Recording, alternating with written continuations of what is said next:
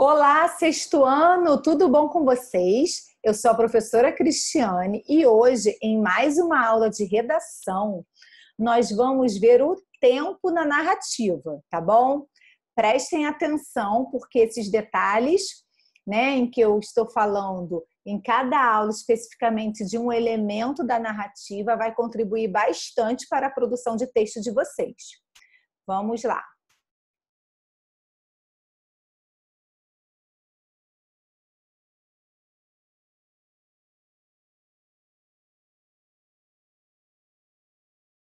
Tempo na narrativa. Acompanhem comigo, por favor. O tempo tem um papel imprescindível em uma narrativa, ou seja, o tempo ele tem um papel fundamental. Ele nos situa na história, seja ele o tempo real ou o tempo que a personagem percebe, de maneira que possamos entender melhor os fatos. O tempo na narrativa é crucial, pois marca o período cronológico, tempo de um acontecimento, do início ao fim da história, ou seja, a história se desenvolve nesse tempo. Então, o tempo ele é fundamental na narrativa. Ele é um dos elementos, né? Então, ele não pode faltar. Agora, eu vou mostrar para vocês a diferença do tempo cronológico, né? Que é aquele tempo marcadinho, e o tempo psicológico, que faz parte do interior do personagem. O tempo cronológico é o tempo real. É o tempo da natureza, dividido em dias, semanas, estações do ano e etc. É o tempo marcado pelo relógio. Esse tempo é denominado como tempo externo, ou seja, ele está fora do personagem, justamente para dar a parte do personagem por ser externo a ele. Então, é o tempo de fora dele. Ontem, naquela manhã, nas férias, é o tempo que aconteceu com o personagem, mas está fora dele. A marcação de tempo cronológico não precisa necessariamente aparecer como horas e dias da semana.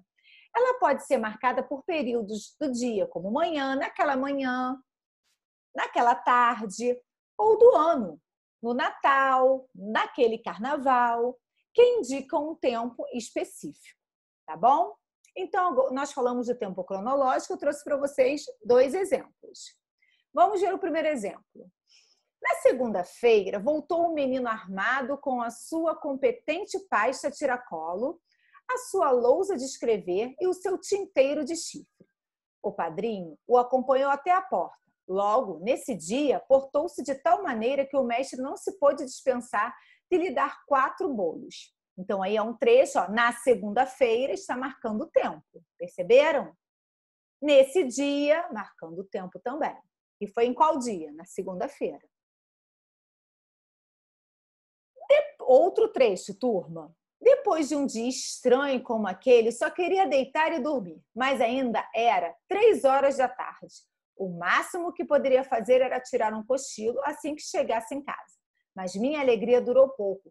Foi só entrar no carro que meu celular tocou anunciando uma nova mensagem de texto. Então aí qual é o trecho que marca o tempo? Era 3 horas da tarde.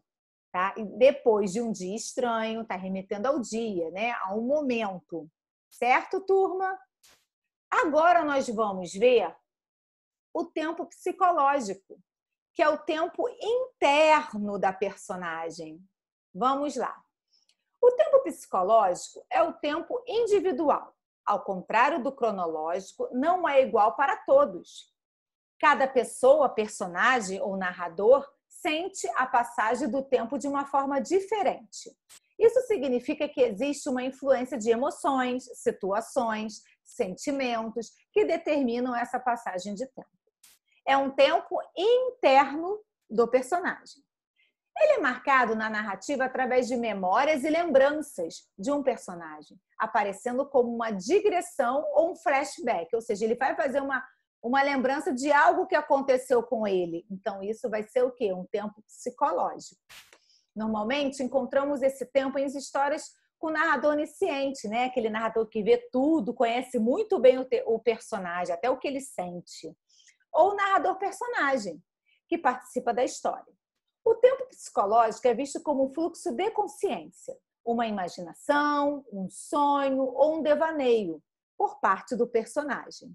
Então, turma, lembrando que o tempo cronológico, ele é externo e o tempo psicológico, ele é interno ao personagem. Vamos ver aqui os exemplos que eu trouxe também. Atenção. Dito isto, experimentei às 2h da tarde de uma sexta-feira do mês de agosto de 1869, na minha bela chácara de Catumbi. Tinha uns 64 anos, rijos e prósperos. Era solteiro, possuía cerca de 300 contos e foi acompanhado ao cemitério por 11 amigos. 11 amigos. Ou seja, ele está tendo uma lembrança, tá bom? Da vida dele, tá bom? Até um momento, né? Do livro Memórias Póstumas de Brás Cubas, que ele está contando o momento dele, na verdade, aí, da vida dele, certo? Que são as memórias dele. Tá legal? Então, aí nós temos até os dois tipos de tempo, né? Nós temos o tempo cronológico também, que ele marcou ali o tempo, 2h da tarde. Então, temos o cronológico e o psicológico. Perceberam? Tá bom. Olha aqui outro exemplo. Ele já não consegue sentir mais nada ao seu redor. Seus sentidos são sempre os primeiros a ir.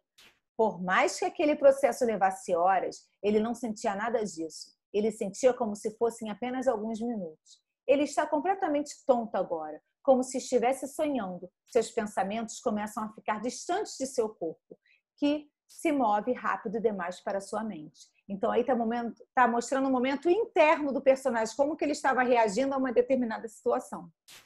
Perceberam?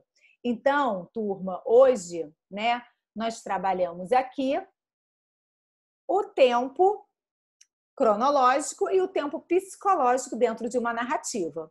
Tá legal? Um grande beijo a todos e até a nossa próxima aula. Até logo, sexto ano!